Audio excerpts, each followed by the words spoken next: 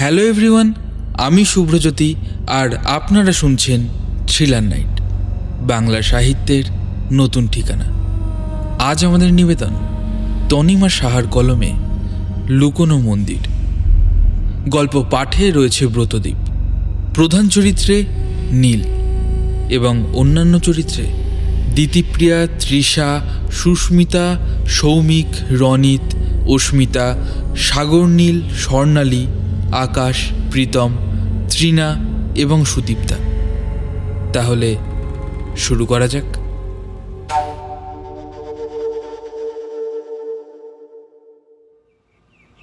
জানিস সবুজ, জলেরও একটা শব্দ আছে। হ্যাঁ, না জানার কি আছে। জলের তো হরেক রকমই শব্দ হয়। এই যে কবিদের ভাষায় বলে না, কুলকুল, ঝিলমিল, কলকল, ঝরঝর, আরও কত শব্দ। জলের শব্দের কি আর কোনো শেষ আছে রে? উফ, ওই কবি সুলভ শব্দ নয় রে। কি করে বোঝাবো তোকে? জলের আড়ালে একটা ভয়ঙ্কর শব্দ আছে। এই যেমন ধর না, জলের শব্দ শুনে তোর হয়তো মনে হবে কেউ কেউ কান্না করছে, বা কেউ হয়তো বাঁচাও বাঁচাও বলে চিৎকার করছে। এই তো পেয়েছি, চিৎকার। চ দিয়ে শুরু আর র দিয়ে শেষ। কতক্ষণ ধরে এটাই ভেবে যাচ্ছিলাম, কিছুতেই মাথায় আসছিল না। কিরে, তোর আবার কি হলো বিভাস? ওহ, এত জোরে কেউ চিৎকার করে? আমার যে হার্ট ফেল হয়ে যায়নি, এই 7 জন্মের ভাগ্য। কার ভাগ্য, তোর না আমার? তোরই ভাগ্য, কার আবার? ওদের হাসির মাঝেই তিতলি, মৃন্ময়, সেঁজুতি আর থিম্পু ঘরে ঢুকল। তিতলি আর মৃন্ময় কলেজের 2য় বর্ষের পড়ুয়া। বহির্জাগতিক জীবজন্তু নিয়ে সেঁজুতির আগ্রহের শেষ নেই। কোথায় কোন সালে কি ধরনের বহির্জগতের জীবদের বা তাদের স্পেসশিপ দেখা গেছে, সেসব সম্পর্ক সব তথ্য তার জানা। সেঁজুতি আর সবুজের এবার কলেজের 3য় বর্ষের পদার্পণ হলো। তিতলির আবার মাইথোলজিক্যাল বিষয়ে খুব আগ্রহ রয়েছে। সেঁজুতি তাইকোয়ান্ডোতে অরেঞ্জ বেল্ট। মৃন্ময়ের খুব সুন্দর আঁকার হাত। তিতলি গান গায়। বিভার সবার থেকে একটু সিনিয়র। সে এবার স্নাতকোত্তরের 1ম বছর, অর্থাৎ মাস্টার্সের ফার্স্ট ইয়ার। লেখাপড়ার পাশাপাশি সে বিভিন্ন বিষয় নিয়ে খুব আগ্রহী থাকে। নতুন জিনিস সম্পর্কে জানতে, পড়তে খুব ভালোবাসে বিভাস। থিম্পু স্কুলে পড়ে না। থিম্পু ছোট থেকেই কথা বলতে পারে না, কানেও হালকা হালকাই শোনে। তবুও তার পর্যবেক্ষণ ক্ষমতা ওদের সবার থেকে বেশি। হয়তো কথা বলতে পারে না বলে অন্যান্য ক্ষমতায় সে পরিপূর্ণ। এদের মধ্যে যখন গল্পগুজব হয়, তখন পাশ দিয়ে যাওয়া কোনো ব্যক্তি বলতে পারবে না যে এরা সকলে ভিন্ন ভিন্ন বয়সী। সবাই সবাইকে নাম ধরে তুই করে ডাকে। থিম্পু শুধু শোনে আর ওদের মুখের নড়াচড়া দেখে আন্দাজ করে ওরা ঠিক কোন বিষয়ে কথা বলছে। তাই তো আড্ডার মজা নিতে থিম্পুর কোনো অসুবিধে হয় না। তিতলির বাবা তপন একটি বিদেশি ব্যাংকের চাকরি করেন। তিতলির মা প্রমিলার একটি বুটিক আছে, প্রমিলাস বুটিক। নামটি মধ্যবিত্ত গৃহিণীদের কাছে বেশ পরিচিত। সেঁজুতির বাবা অনিশ পুলিশে চাকরি করেন। সেঁজুতির মা মালতী গৃহিণী। মৃন্ময়ের মা বর্ণালীও একটি রাষ্ট্রায়ত্ত ব্যাংকে চাকরি করেন। মৃন্ময়ের বাবা অনয় যদিও তাদের সঙ্গে থাকেন না, আলাদা থাকেন আজ বছর 2 হলো। বিভাসের বাবা মৃণালের একটা বড় ইলেকট্রনিক শপ আছে, বেশ দারুণ চলে দোকানটা। বিভাসের মা শাওলি একটি স্কুলে হেডমিস্ট্রেস এবং শনি রবি করে বাড়িতে টিউশন পড়ান। থিম্পুর মা সাংলি ও বাবা সারং থাকেন সবুজদের বাড়ির ঠিক পাশে। থিম্পুর বাবাও পুলিশে চাকরি করেন আর মা গৃহিণী। সবুজের বাবার প্রত্যুষবাবুর বদলির চাকরি ছিল। সাংলি সবুজের মা সুরভিকে নিজের দিদির মতোই ভালোবাসে। আসলে তাদের তো সেই গ্রামে বাড়ি, সেখানেই তাদের সব আত্মীয় স্বজন থাকেন। থিম্পুর বাবার কাজের জন্য তাদের শহরেই থাকতে হয়। সে যদি ঘরে ঢুকেই ধপ করে একটা বিন ব্যাগে বসে বলল, ধ্যাত, ভাল লাগে না, কেউ সত্যিটা বিশ্বাসই করতে চায় না। কে আবার কি বিশ্বাস করছে না রে, তাও আমাদের পেঁজু বুড়ির কথায়। সে যদিকে খ্যাপানোর জন্য দলের সবাই ওকে পেঁজু বুড়ি বলে ডাকে। এই ভালো হবে না বলছি, এমনিতেই মুন্ডু আমার গরম হয়ে আছে। বিভাস ইশারায় মৃন্ময়কে সেজুতির রাগের কারণ জিজ্ঞেস করে। মৃন্ময় একটা ক্লুলেস এক্সপ্রেশন দিয়ে জানায় যে এই ব্যাপারে সে কিছুই জানে না।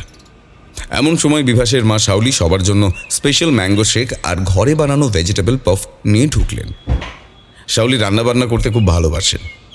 বিশেষ করে ওই ছেলেমেয়েগুলোর জন্য রান্না করতে তার খুব ভালো লাগে। প্রায় কিছু না কিছু বেকিং করে বা রান্না করে ওদের এই বৈকালিক আড্ডায় দিয়ে যান। তাতে সবুজদের আড্ডাটা আরও মজাদার হয়ে ওঠে। শাওলি ঘরে ঢুকে বললেন, এই গরমে মাথা গরম করে আর কাজ নেই Sejuti.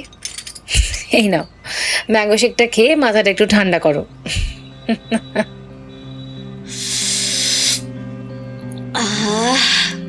You are a real saviour of mind কাকিমা। সরি সরি সরি, ভুলে কাকিমা বলে ফেলেছি, মিস বলতে হতো। আমি স্কুলে মিস, এখানে আমি শুধু তোদের কাকিমা, বুঝলি?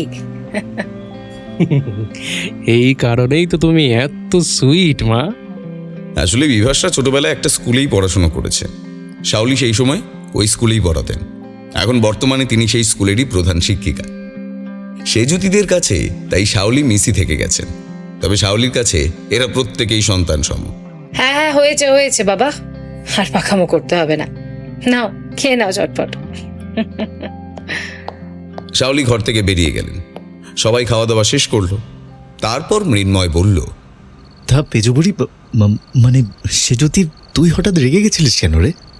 আরে ওই যে শিউলি আছে না, সে বলে রূপকথা সব কিছুই, বিশেষ করে যে জন্তু জানোয়ারের কথা বলা হয়েছে তা সবই নাকি কাল্পনিক, মন গড়া। আমি প্রতিবাদ করে বললাম, ওসব মন গড়া কাল্পনিক পশু পাখি নয়, ওরা সত্যিই ছিল এবং আছে। কিন্তু আমার কথার পাত্তাই দিল না, মাছি তাড়ানোর মতো আমার বলা কথাগুলো জাস্ট ফু মেরে উড়িয়ে দিল। জানিস, মনে হচ্ছিল না ওই তাইকুণ্ডোর একটা প্যাঁচে শিউলির মূলর মতো বেরিয়ে থাকা সব কটা দাঁত ভেঙে দিই। অনেক কষ্টে সেই ইচ্ছাটা দমন করেছি। কিন্তু শিউলি তো কোনো অন্যায় কথা বলেনি। বলেছে, আলবাদ বলেছে। আমরা সব কিছু দেখতে পাই না বলে তাদের অস্তিত্ব নেই, এটা ভেবে নেওয়াটা অনেক বড় অন্যায়। এই যে সমুদ্রের তলায় এত আজব আজব প্রাণী বা মাংসাশী মাছ থাকে, সেগুলো কি আগে কেউ জানতো? অ্যানিম্যাল প্ল্যানেট ন্যাশনাল ডিসকভারির সুবাদে আমরা সেসব সম্পর্কে জানতে পারি। তারপর এই যে এরই মধ্যে ইতালির সিসিলিতে ওই দানবীয় ঘোড়াগুলো পাওয়া গেছে, সেগুলো নিয়ে তো বিজ্ঞানীদের মধ্যে ইতিমধ্যেই শোরগোল পড়ে গেছে। ওই যে মহাকাশের স্যাটেলাইট থেকে যখন পৃথিবীর বিভিন্ন অংশের ছবি নেওয়ার সময় দেখা গেল যে রোমের এক অখ্যাত প্রান্তে কিছু বিশাল বিশাল প্রস্তরখণ্ডকে এমনভাবে সাজানো হয়েছে যেন সেটা কোনো কিছু সিগন্যাল।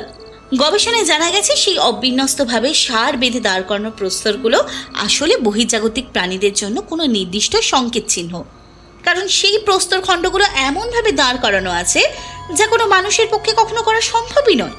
পিরামিড অফ গিজারের গায়ে বিশালাকার রেখাচিত্রগুলো রয়েছে, সেগুলোর কোনো এক্সপ্লেনেশন কি কেউ দিতে পারবে? এমন যে আরও কত কত টুকরো ঘটনা আছে যা এলিয়েনদের অস্তিত্ব দিকে চিহ্নিত করে। আর ওই যে ব্যাস মাতারানী ব্যাস, আজকের জন্য এইটুকু জ্ঞানই আমাদের জন্য যথেষ্ট। এবার থামো মা। এর মাঝখানেই থিম্পু হঠাৎ হাত পা নাড়িয়ে ইশারায় যেসব কথা বলল সেগুলো বুঝতে পেরে বাকিদের চোখ ছানা বড়া হয়ে গেল। আজ সবুজদের বাড়িতে বেশ হই হই ব্যাপার। আর সবুজের মা বাবা প্রত্যুষবাবু এবং সুরভি দেবীর বিবাহবার্ষিকী।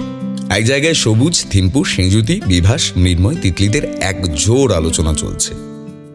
মৃন্ময়ের মা বাদে বাকিদের অভিভাবকরা এসেছেন। এমনকি থিম্পুর বাবা সারংও ডিউটি সেরে এসে আসরে যোগদান করেছেন।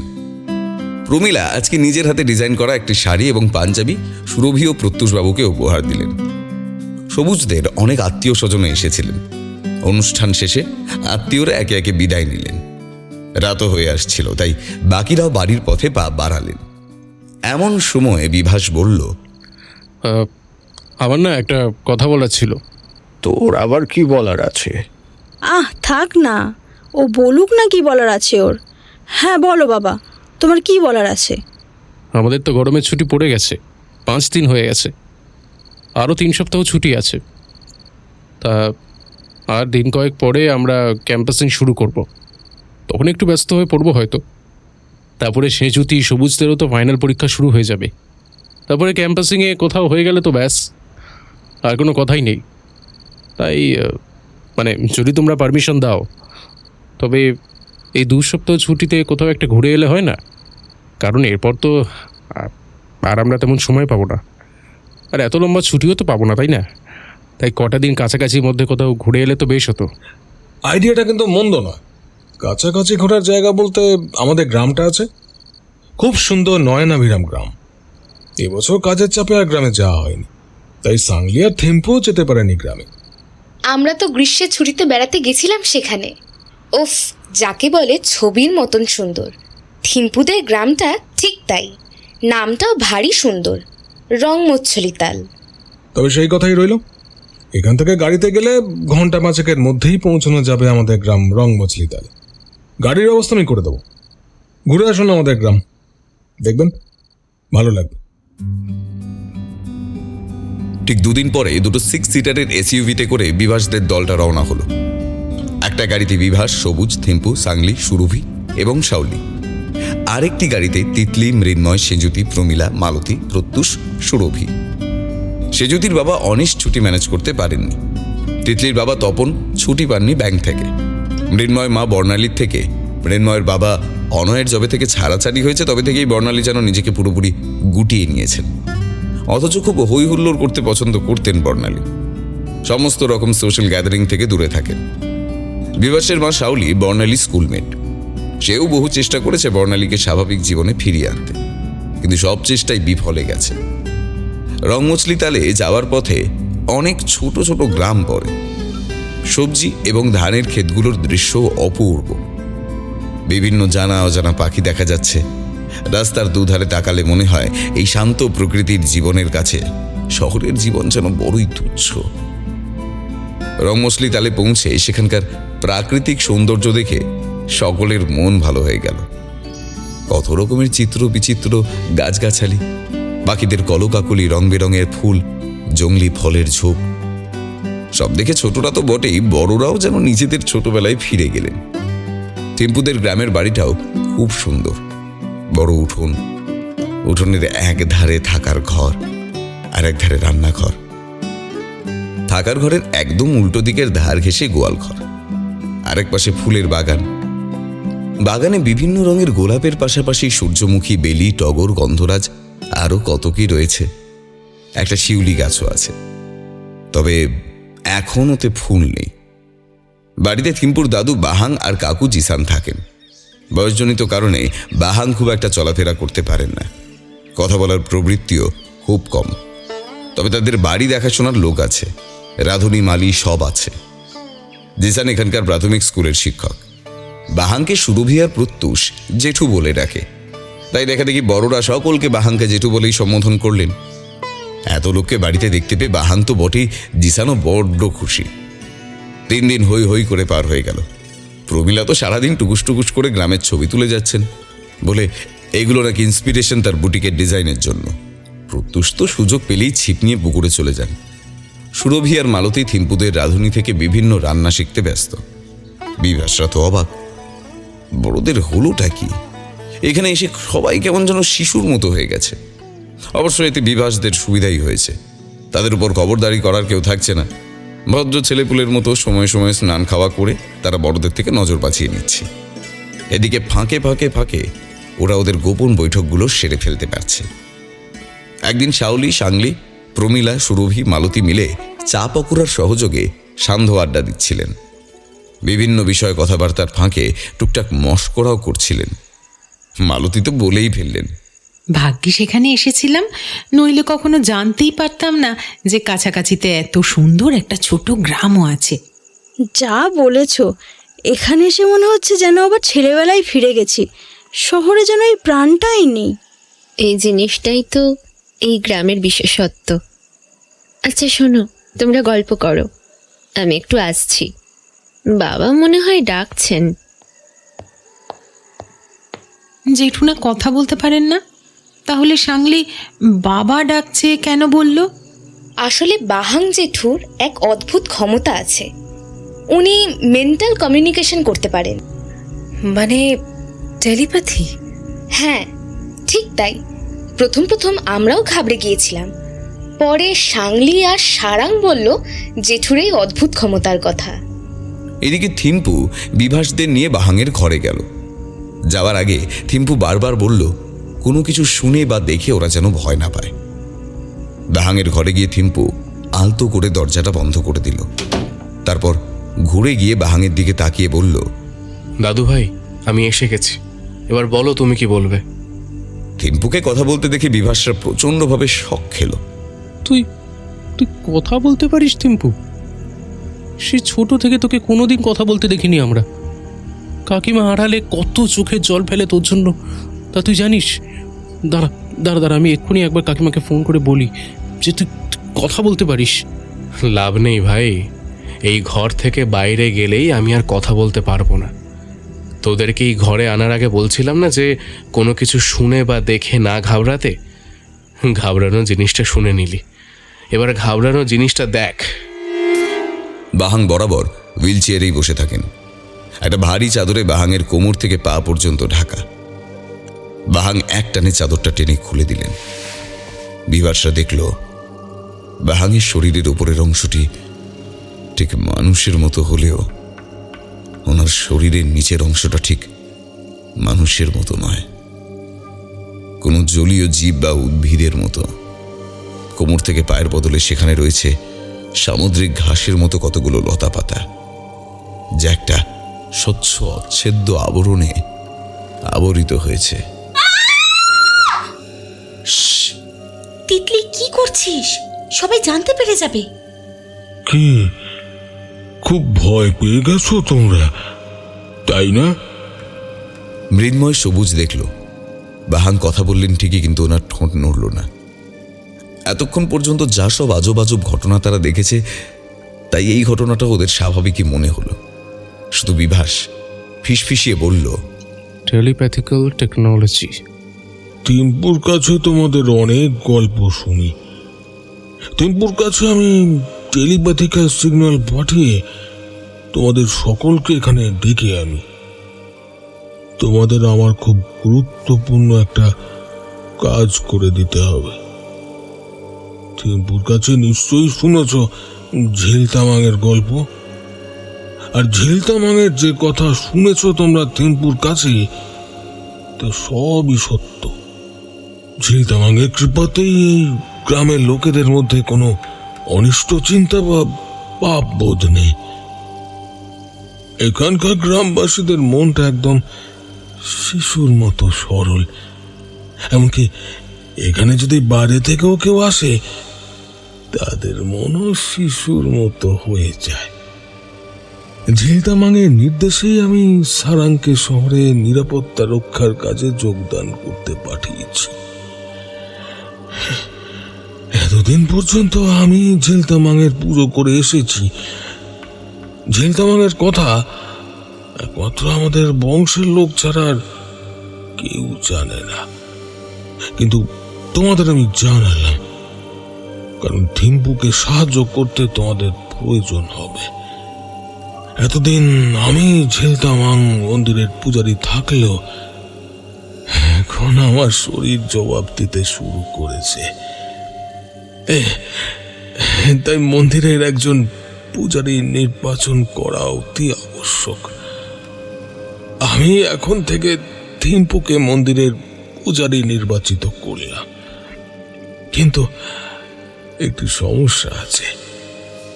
থিম্পুকে মন্দিরের পথ নিজে খুঁজে বার করতে হবে, তাতে তোমরা ওকে সাহায্য করবে।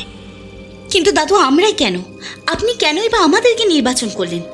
এটা তো অত্যন্ত গোপনীয় বিষয়। সেখানে এত বড় একটা কথা আপনি আমাদের সামনে ফাঁস কেন করলেন? জানো তো দিদি ভাই, শব্দের অর্থ অনেকেই বোঝে, কিন্তু না বলা শব্দের অর্থ কেউ বোঝে না। তোমরা সেই না বলা শব্দ শুনতে পারো, বুঝতে পারো। আমি জানি না কিভাবে, আমার কাছে সময় বড় কম। আমার পা যেমন দেখছো এমন কিন্তু ছিল না, এখন জলজ প্রাণীর মতো হয়ে যাচ্ছে পা দুটো। তার মানে কিছু একটা অঘটন ঘটতে পারে। তাই তড়িঘড়ি করে থিম্পুকে মন্দিরের পূজারী নির্বাচন করতে হচ্ছে। থিম্পু এখনো কিছুই জানে না পুজোর বিধি সম্পর্কে। থিম্পুকে নিজেই বিধিগুলোকে খুঁজে বার করতে হবে। এই পথ ভীষণ কঠিন, ওর সাহায্যের প্রয়োজন হবে। আর বন্ধু থেকে বড় সাহায্য আর কি হতে পারে? থিম্পুর সাথে তোমাদের আত্মিক সম্পর্ক, থিম্পু কথা বলতে পারে না, তবুও তোমরা তার ইশারায় বলা কথাগুলোকে নির্ভুলভাবে বুঝে যাও। তোমাদের চিন্তা ভাবনা তরলের মতো, যে কোনো আধারেই তাই তারা আকার নিতে পারে, এবং ঠিক সেই কারণে থিম্পুকে দিয়ে তোমাদেরকে এখানে ডাকা। বাহাং গলা থেকে একটা লকেট সহ হার খুলে থিম্পুকে পরিয়ে দিলেন। হারটার সঙ্গে সঙ্গে থিম্পুর শরীর ভেদ করে ভেতরে ঢুকে গেল, ঠিক যেভাবে বাহাংয়ের শরীরের হারটা ঢুকেছিল। ঘটনাটা এত তাড়াতাড়ি হয়ে গেল যে বিভাসে কিছু ঠাউরি করতে পারল না। শুধু দেখল যে একটা দিব্য আলোর বিচ্ছুরণ বাহাংয়ের থেকে থিম্পুর দিকে এগিয়ে গেল। আগামীকাল তাহলে তোমাদের অভিযান শুরু হবে। সবাই এরপর বাহাংয়ের ঘর থেকে বেরিয়ে এলো। সারাদিন বিভাস, তিতলি, মৃন্ময়, সেজুতি, সবুজ আর থিম্পু উত্তেজনায় শিরশির করতে লাগলো।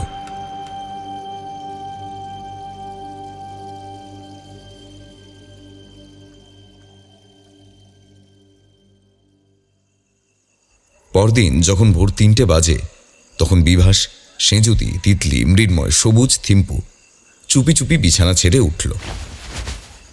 সকালে এখানে ঠান্ডা থাকে বেশ, তাই ওরা যথোপযুক্ত জামা কাপড় পরে নিল। প্রত্যেকে পিঠে একটা ছোট কিট ব্যাগ নিয়ে নিল, যাতে করে একটা জলের বোতল, কিছু শুকনো খাবার, একটা বড় টর্চ, একটা দড়ি নিয়ে নিল। তারপর বাহাংকে প্রণাম করে ঈশ্বরের নাম স্মরণ করে বেরিয়ে পড়ল তারা। পা চালিয়ে চলে এলো গ্রামের একেবারে বাইরে। বাহাংয়ের নির্দেশ অনুযায়ী এখান থেকে 50 পা এগিয়ে যেতে হবে। ঘড়িতে বাজে তখন 4:15, আর মিনিট 15 পরেই সূর্যোদয় হবে। সূর্যোদয়ের সঙ্গে সঙ্গে সূর্যের প্রথম কিরণটি যে জায়গায় পড়বে সেটাই হলো ঝিলতামাংয়ের প্রবেশদ্বার। গ্রামের বাইরে জায়গাটি একদম ফাঁকা জায়গা। গ্রামের ভেতরে বা অন্যান্য দিকে ফসলের ক্ষেত থাকলেও এখানে রুক্ষ মাটির জন্য কোনো চাষবাস হয় না।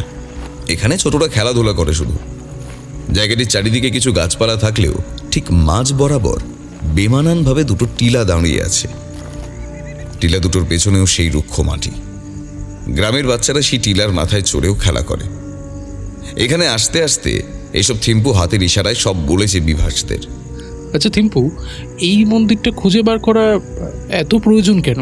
আর তাছাড়া এইরকম অভিযান করেই কেন মন্দিরটা খুঁজতে হচ্ছে? আসলে এই একটা কথা আমার মাথায় অনেকক্ষণ ধরেই ঘুরছে জানিস। বেশ কিছুদিন আগে একটা লাইব্রেরিতে পুরনো একটা বই ঘাঁটতে গিয়ে একটা অদ্ভুত লাইন চোখে পড়েছিল।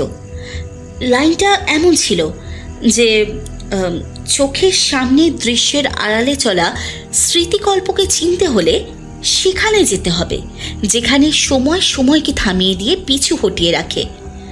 জানিস, এখানে আসার পর থেকেই আমার বারবার এই লাইনটার কথা মনে পড়ছে। ঠিকই বলেছিস।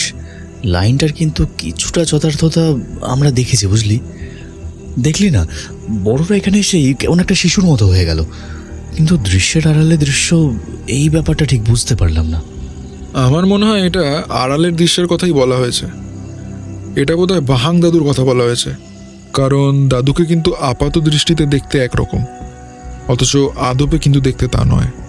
হ্যাঁ, আপাত দৃষ্টিতে যেটা বুঝতে পারছি যে কেউ বা কারা ইচ্ছে করে এই লাইনটা ওই বইয়ে লিখে রেখেছে। তবে আসল কথা সেটা নয়, বুঝলি? কথাটা হলো কেন কেন এমন একটা জায়গা সম্পর্কে কেউ লিখে রেখে যাবে? এটা কি কোনো সংকেত, মানে বিশেষ কাউকে দেওয়ার জন্য কি কোনো সংকেত, যা সেজুদের চোখে পড়ে গেছে? এবার প্রশ্ন হলো যে এই চোখে পড়াটা কি নিহাতি কাকতালীয়? থিম্পু হাত নাড়িয়ে ইশারায় বলে যে সবটাই জানা যাবে এই অভিযান শেষে। গ্রামের বাইরে এসে গুনে গুনে 50 পা এগিয়ে গিয়ে নির্দিষ্ট জায়গায় দাঁড়ালো বিভাসদের দলটা। সূর্যোদয় হতে ঠিক আর 3 মিনিট বাকি। সবাই উত্তেজনায় তীর তীর করে কাঁপছে। উত্তেজনার পারদে ভোরের ঠান্ডার হিমটা ওদের গায়ে লাগছে না। ঠিক 3 মিনিট পর সূর্যোদয় হলো। সমস্ত আকাশ যেন এক সোনালী কমলা আভায় সেজে উঠল। ভোরের পাখিরা সূর্যের আলোর বিকিরণের সঙ্গে সঙ্গে পাখা ঝাপটিয়ে উড়ে গেল নিজ নিজ গন্তব্যে। হতাশার অন্ধকারকে দূর করে চতুর্দিকে ছড়িয়ে পড়ল এক আশার আলো। কিন্তু থিম্পুদের তো ভোরের আলো উপভোগ করার মতন সময় নেই। তাদের যে সিদ্ধ করতে হবে এক বড় কাজ। সূর্যটা যেদিক থেকে ওঠে সেদিকে পাশাপাশি ভাবে 3টে বড় বড় আম গাছ রয়েছে, তাই সূর্যের রশ্মি সোজাসুজিভাবে না পড়ে একটু তেরচাভাবে পড়ে। থিম্পু দেখল যে সূর্যের প্রথম রশ্মিটি একটু তেরচাভাবে পড়ে টিলা দুটোর মাঝখানের একটা জায়গায় কেন্দ্রীভূত হয়েছে। থিম্পুরা সেই আলোক রশ্মিকে লক্ষ্য করে ছুট দিল।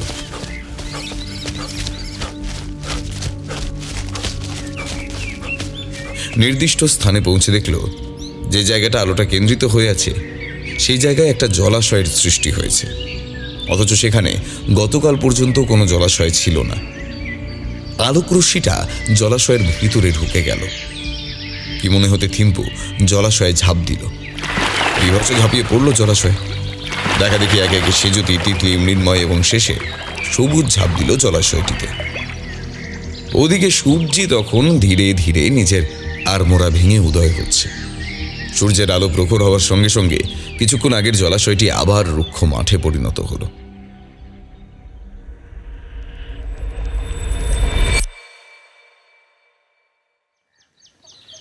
সাংলি বরাবরই একটু সকাল সকাল ঘুম থেকে ওঠেন।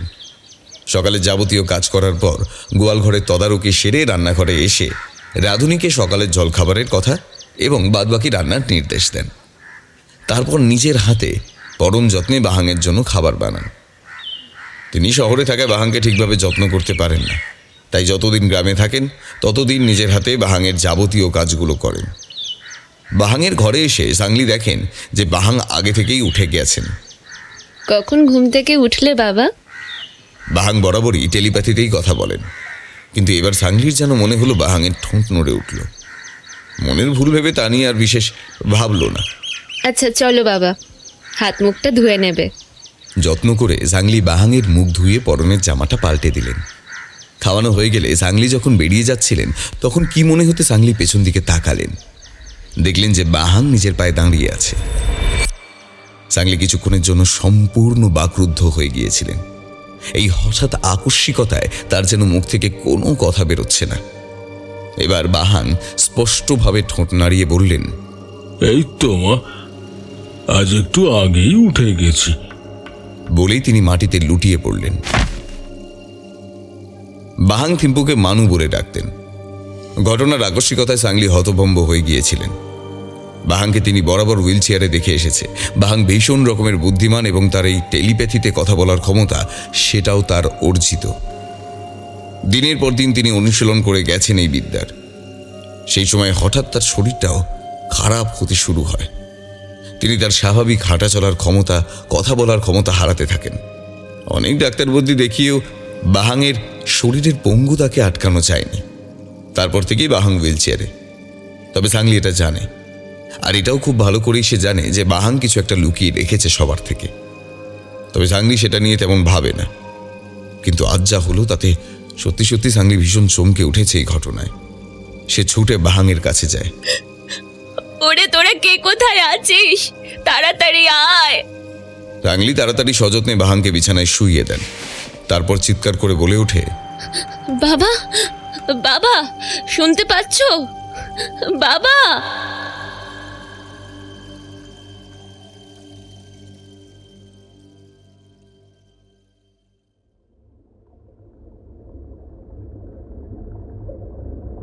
জমাট বাঁধা কালো অন্ধকার চারিদিকে।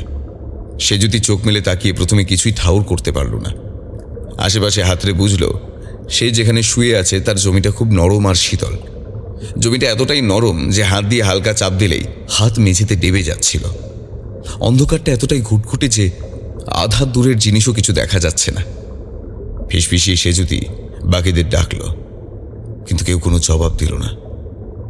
এই প্রথমবার সেজুতির ভয় করতে লাগলো। আতঙ্কে আর ভয় সে যদি ফুঁপিয়ে কেঁদে উঠল।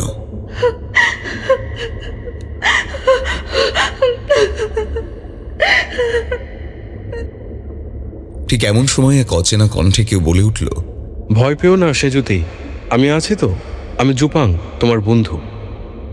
সে যদি এদিক ওদিক তাকিয়ে কাউকেই দেখতে পেল না। চোখের জল মুছে সে বলল, কোথায় তুমি? আমি তো তোমায় দেখতে পারছি না। এই তো নিচে তাকাও। সে যদি দেখলো একটা সামুদ্রিক ঘোড়া দাঁড়িয়ে আছে। তবে অন্যান্য সামুদ্রিক ঘোড়ার মতো তার শরীরটা মসৃণ নয়, বরং ভীষণ কণ্টকময়। আর তার পিঠ থেকে বেরিয়ে এসেছে দুটো ছোট ছোট পাখা। জুপাংয়ের চোখ থেকে একটা নীল আলো সেজুতির চোখে ঢুকে গেল এবং সেজুতি মহাগ্রস্তের মতো জুপাংয়ের পেছন পেছন হাঁটতে লাগলো। বেশ কিছুক্ষণ পর একে একে তিতলি, বিভাস, সবুজ, মৃন্ময় এবং থিম্পু উঠে বসল। ওদেরও গাঢ় অন্ধকারের জন্য একজন আরেকজনকে দেখতে অসুবিধা হচ্ছিল।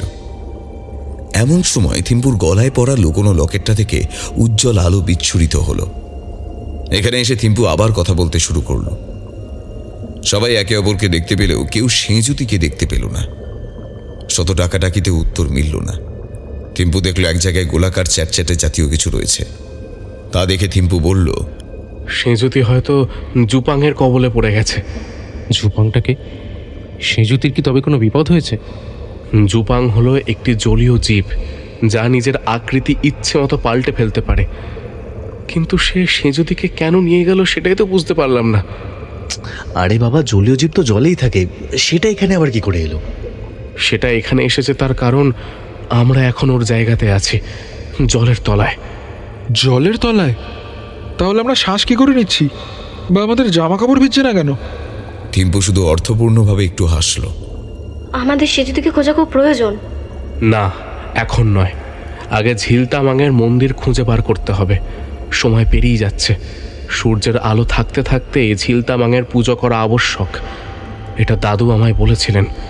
তারপর আমরা সেজুতিকে খুঁজব। ওরা তারপর থিম্পুর লকেটের আলোতে পথ দেখে চলতে লাগলো। যেতে যেতে আশেপাশের জীবজন্তুদের দেখে প্রচণ্ড আশ্চর্যান্বিত হয়ে যাচ্ছিল তারা। ওদের মনে হচ্ছিল ওরা যেন কোথাও লাইভ সি লাইফের প্রোগ্রাম দেখছে। মাঝে মাঝে কিছু প্রাণী তো এত কাছ দিয়ে ভেসে যাচ্ছে যে তিতলি বারে বারে ভয় পেয়ে যাচ্ছে। হাঁটতে হাঁটতে ওরা একটা গোলাকার গম্বুজের ভেতরে চলে এলো। গম্বুজটির দেওয়াল জুড়ে সামুদ্রিক ঘাসে ঢাকা। জায়গাটা একটু স্যাঁতস্যাঁতে। গোটা গম্বুজের দেওয়াল জুড়ে মোট 10খানা গোল গোল দরজা রয়েছে। হঠাৎ কিছু একটা মনে পড়লে বিভাস চট করে ঘুরে বলল, আচ্ছা, তোরা একটা জিনিস লক্ষ্য করেছিস? এখানে আসার পর থেকে নিজেদেরকে কিরম একটা বাচ্চা বাচ্চা মনে হচ্ছে। হ্যাঁ হ্যাঁ, ঠিক বলেছিস। কথাটা অনেকক্ষণ ধরে আমার মনে হচ্ছিল। মনের ভুল ভেবে আমি চুপ করেছিলাম। ঠিক ঠিক, মনে হচ্ছে যেন আমরা সেই স্কুলের বাচ্চাদের মতন। কোনো চিন্তা নেই, কোনো ভাবনা নেই, শুধু ছোট শিশুর মতো মনের ভেতরের অজানাকে জানা আর অচেনাকে চেনার মতো এক অদ্ভুত শিহরণ খেলে যাচ্ছে। মনে হচ্ছে সেই ছোটবেলার মতন এদিক ওদিক শুধু ছুটে বেড়াই। এটাই এই জায়গার বিশেষত্ব, ভ্রম সৃষ্টি করা। এই জলাশয়ের ভেতরের দুনিয়াটা বড় অদ্ভুত। দাদু আমাকে আগেই বলেছিলেন যে এই জায়গার কাজটাই হলো ভ্রমের সৃষ্টি করা। এই ভ্রমের মধ্যে স্থির থেকে সঠিক পথে এগোনো এবং মন্দিরের পর খুঁজে বার করাটাই হলো আমাদের কাজ। তাই যে কথাটা মনে আসবে সেটা সবার আগে মন থেকে ছেড়ে বের করে ফেলতে হবে। এই সংযমকে মনের ভেতরে স্থির করে বসিয়ে নিতে হবে, তবেই আমরা আমাদের মূল লক্ষ্যে পৌঁছতে পারবো। মনে রাখবি, কোনো কিছুকেই মনের ভেতরে চাপতে দিস না। এর কোনো একটি দরজা দিয়ে গেলেই মন্দিরের পথ খুঁজে পাওয়া যাবে, কিন্তু প্রশ্ন হলো কোন দরজাটা সঠিক দরজা। গম্বুজের দরজার সামনে দাঁড়িয়েই কথা হচ্ছিল। গম্বুজের 10খানা দরজা দেখতে 10 রকম। থিম্পু দরজাগুলোর দিকে তাকিয়ে বেশ গম্ভীরভাবে বলে, এই 10খানা দরজার যে কোনো একটি হলো ঝিলতামাং মন্দিরের পর, কিন্তু কোনটা যে আসল দরজা সেটাই আমাদের খুঁজে বার করতে হবে। তবে যা করার তাড়াতাড়ি করতে হবে, কারণ সূর্যাস্তের সময় হয়ে আসছে। বেশ, তাহলে সবাই মিলে চেষ্টা করলে বিষয়টা আরও তাড়াতাড়ি সমাধান হয়ে যাবে। বিভাস ধীরে ধীরে একটা দরজার দিকে এগিয়ে গিয়ে তাকে খোলার চেষ্টা করল, কিন্তু দরজা খুলল না। একটু পরেই দরজার পেছন থেকে কেউ জোরে জোরে ধাক্কা দিতে দিতে একটা ভয়ঙ্কর আওয়াজ করতে লাগলো। তিতলি দৌড়ে গিয়ে বিভাসকে টেনে পেছনে নিয়ে এলো। বিভাস পেছনে আসার সঙ্গে সঙ্গেই দরজায় ধাক্কা দেওয়াটা বন্ধ হয়ে গেল। যেখানে ওরা দাঁড়িয়েছিল সেখানে হালকা বালির প্রলেপ ছিল। কি মনে হতে তিতলি সেখানে ফুঁ দিতে দিতে হাত দিয়ে বালির প্রলেপটা সরিয়ে দিল। মেঝে থেকে বালি সরে যেতেই সেখানে ফুটে উঠল একজোড়া খুব সুন্দর চোখের ছবি এবং তার চারধার ঘিরে অসংখ্য পদ্ম ফুলের চিত্র। ছবিটির কোনাকুনি করে একটু দূরে একটি উদীয়মান সূর্যের ছবি। সে দৌড়ে দরজাগুলোর কাছে গিয়ে দেখল প্রতিটি দরজার পাশে একটি করে পদ্ম এবং সূর্যের চিত্র রয়েছে। এখন সবকিছু স্পষ্ট হলো তিতলির কাছে। সম্ভবত এই মন্দিরটি সূর্য এবং বিষ্ণুর বন্ধুত্বের ইঙ্গিত বাহক। এই দেখ, এখানে এই যে চোখ জোড়ার চিত্র রয়েছে তা ভগবান বিষ্ণুকে বোঝানো হচ্ছে, কারণ এই চোখের চারিদিকে অনেকগুলো পদ্মফুল রয়েছে। আর পুরাণ অনুযায়ী ভগবান বিষ্ণুর চোখকে কমল বা পদ্মের সাথে তুলনা করা হয়। আর এখানে দেখ, সূর্যের একটা ছবিও আছে। আর আমি শিওর যে যখন সূর্যের প্রথম কিরণ এখানে পড়ে তখন এর থেকে এক ধরনের দ্যুতি বের হয়, কারণ সূর্যের এই ছবিটি খাঁটি সোনা দিয়ে তৈরি। তিতলি হাত ঘড়িতে সময় দেখে নিয়ে গম্বুজের দেওয়াল থেকে সামুদ্রিক ঘাসগুলো একটু সরিয়ে দিল। তারপর বলল, যদি আমার হিসেব ঠিক হয় তবে আমরা এক্ষুনি জানতে পারবো যে আমাদের কোন দরজা দিয়ে ঢুকতে হবে। এমন সময় কোথা থেকে একটি ক্ষীণ আলোর রেখা একটি নির্দিষ্ট দরজার উপরে গিয়ে পড়ল। গাইস কুইক, তাড়াতাড়ি চল সবাই।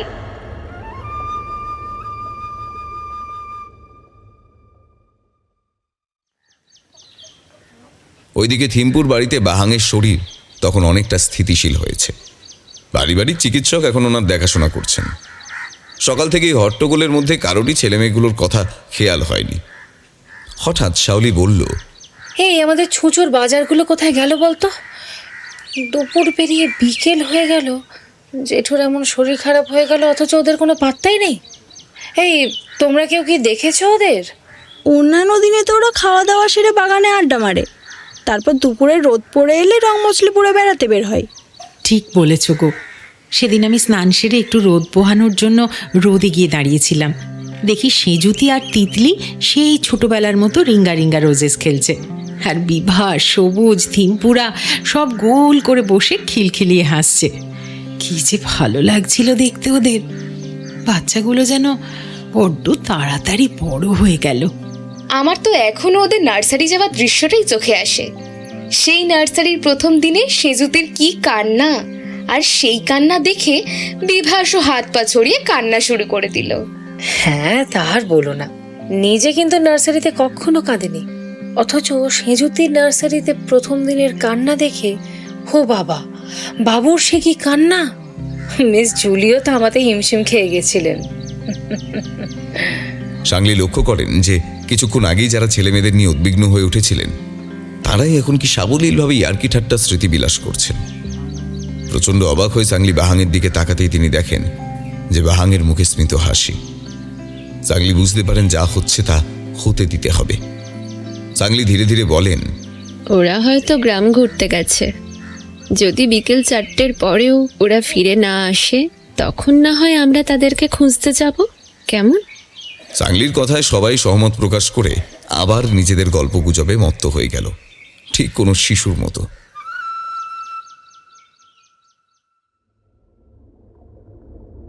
থিম্পুরা নির্দিষ্ট দরজা দিয়ে কিছু দূর এগোতেই দেখল যে একটু দূরেই এক নীলাভ সবুজ রত্নে এক অপূর্ব সুন্দর সামুদ্রিক জীবের মূর্তি রয়েছে, যার থেকে এক অপার্থিব আলো বেরোচ্ছে। কিন্তু মূর্তিটার ঠিক পাশেই সামুদ্রিক ঘোড়ার মতো দেখতে সারা শরীরে কাঁটাযুক্ত একটি প্রাণী সেজুতিকে বন্দি করে রেখেছে।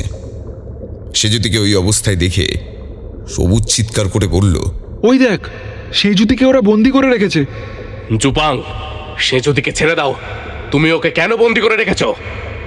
যেন কিছু মজার জিনিস হয়েছে। এমনভাবে নাচতে নাচতে জুপাং বলল, পারো তো ছাড়িয়ে নিয়ে যাও। এ কথা বলার সঙ্গে সঙ্গে থিম্পুদের এবং জুপাংদের মাঝখানের জমিটা হঠাৎই জ্বলন্ত লাভায় পরিণত হয়ে গেল। দুপা পিছিয়ে এলো থিম্পুরা। ভয় পাস না বেজুবুড়ি, ভয় পাস না, আমরা আসছি তোকে বাঁচাতে। দাঁড়া, আমরা আসছি। সে লাভার মধ্যে পা রেখে দিল বিভাস। তার দেখা দেখি বাকিরাও একইভাবে লাভার উপর দাঁড়িয়ে পড়ল। তারপর হেঁটে গেল সেজুতির দিকে। আশ্চর্যের ব্যাপার, লাভার উপর হেঁটে আসা সত্ত্বেও ওদের কোনো ক্ষতি হলো না। তোমরা পরীক্ষায় পাশ করেছো, তোমরা এই বন্ধুত্বের মন্দিরে আসার যোগ্য। আর থিম্পু, তুমিও যোগ্য পূজারী এই মন্দিরের। বাহাং সঠিক লোককেই নির্বাচিত করেছে। এখন যাও, তোমার লকেটে রাখা মুক্ত রস দিয়ে ঝিলতামাংকে আবাহন করো। সবাই খুশি মনে ভক্তি ভরে ঝিলতামাংয়ের পুজো করল।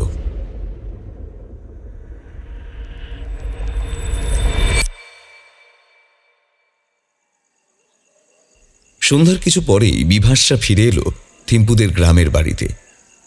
বাড়িতে ঢোকার আগে সবার বুক ঢিপ ঢিপ করছিল। কি জানি এতক্ষণ ধরে বাড়ির বাইরে তারা ছিল, এতক্ষণে তো বোধহয় বাড়ির লোকজন ঢাকঢোল ঢেড়া নিয়ে হাতি তাড়ানোর মতো করে তাদের গ্রামের অলিতে গলিতে খুঁজতে বেরিয়ে গেছে।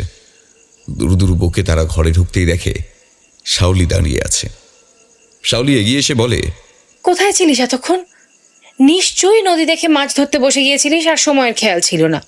সবাই তাদের ফিরতে দেখে চিন্তা করলেও খুব একটা কেউ বকাঝকা করল না। বিভাসরা তো অবাক হয়ে গেল। হাজার গন্ডা প্রশ্ন নিয়ে তারা থিম্পুর দিকে তাকালে থিম্পু ইশারায় বুঝিয়ে দেয় যে এই সবটাই হলো ঝিলতামাঙের মায়া। তিনি তার মায়ার জালে বড়দের ভ্রমিত করে রেখেছিলেন বলে তারা এতটা শান্ত হয়ে আছে। তবুও বড়দের প্রশ্ন শুনে সবুজ কাঁচুমাচু মুখে বলল, আসলে আশেপাশে একটু ঘুরে দেখতে গিয়েছিলাম, কিন্তু পথ হারিয়ে জঙ্গলে ঢুকে পড়ি। সেখান থেকে কোনো মতে বেরিয়ে আসতে পেরেছি। সারাদিন কিচ্ছু খাইনি, একটু খেতে দাও না। ব্যাস, সবুজের এই এক কথায় সবার চোখ ছলছলে হয়ে গেল। শাওলি আর মালতী তো রান্নাঘরে ছুটল। প্রমীলা মোলায়েম স্বরে বললেন, যাও স্নান সেরে এসো আগে, তারপর খাবে। সারাদিন ধুলো কাদায় মাখামাখি হয়ে এক একটা জ্যান্ত ভূত হয়ে রয়েছে সব। সবার আগে স্নান, তারপর সব। বিভাসরা কিছু না বলে একে অপরের দিকে তাকায়। তারপরে সাংলির চোখাচোখি হতেই তারা বোঝে যে বাকিরা কিছু বুঝুক না বুঝুক, সাংলি সবটাই বুঝেছে। সাংলি ইশারায় তাদেরকে ঘরে যেতে বলে। নিজেদের ঘরে যেতে যেতে বিভাসরা একে অপরের দিকে তাকিয়ে ইশারায় চোখ টিপে হেসে উঠল।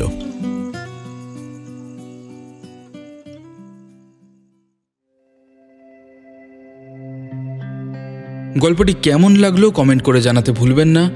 যদি ভালো লেগে থাকে তাহলে একটি লাইক এবং শেয়ার করে চ্যানেলটিকে সাবস্ক্রাইব করে দিন, যাতে পরবর্তী গল্পের নোটিফিকেশন আপনার মিস না হয়। আজকের মতো বিদায় নিচ্ছি। দেখা হবে পরের সপ্তাহে নতুন কোনো গল্প নিয়ে। ততক্ষণের জন্য ভালো থাকবেন, সুস্থ থাকবেন। শুভরাত্রি।